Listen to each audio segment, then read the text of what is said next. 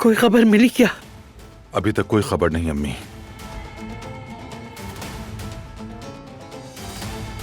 गोली फेफड़े में लगी, इसी वजह से बहुत नुकसान हुआ है। हमने गोली निकाल दी है और फिलहाल खून बहना भी रुक गया है। फराज भाई ठीक हो जाएंगे ना? अभी कुछ भी कहना कबल अज वक्त होगा। 48 घंटे उनके लिए बहुत नाजुक है। फराज ठीक हो जाएगा, खुदारा खुद को संभाले। आप यहीं रहकर सबको संभालें। मैं जवाहिर के ठिकानों पर जा रहा हूँ। तो मैं भी आपके साथ चलूंगा भाई, अकेला नहीं छोड़ूंगा आपको। अल्लाह हमारी मदद फरमा। लगता है अभी कहेंगे कि मैं ठीक हूँ, मजाक कर रहा था। मैं हूँ जवाहिर।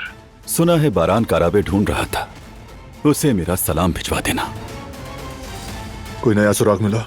फराद को लगने वाली गोली, इस पर एफ लिखा हुआ है।